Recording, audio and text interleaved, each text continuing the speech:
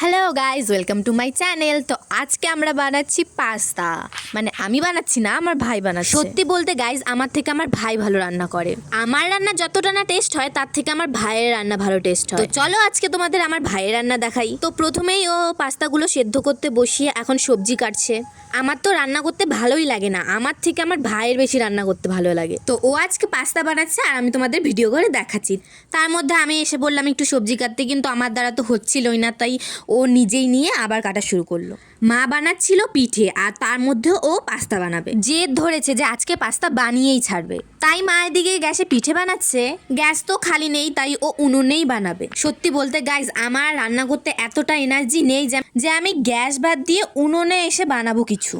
আমার ভাইয়ের রান্না করতে এতটা এনার্জি যে ও একবার যদি ঠিক করে যে ও বানাবে, তো ও যে কোনো মতে বানিয়েই ছাড়বে। আমাদের বাড়িতে আমার ভাই বেশি কিছু বানায় আর আমি খাই। তো বসিয়ে দিয়েছে রান্না, দেখতেই পাচ্ছ।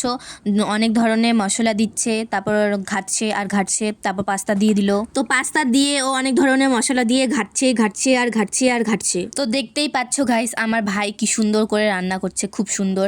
তো শেষে টমেটো সস দিয়ে কিছুক্ষণ নেড়ে চেড়ে আমার ভাই নামিয়ে নিল, হয়ে গেছে পাস্তা। তো হয়ে গেছে গাইস আমাদের পাস্তা। তো এখন আমি খাবো আর তোমাদের রিভিউ দেবো কেমন হয়েছে। গাইস আমার ভাই বানিয়েছে, টেস্ট করছি।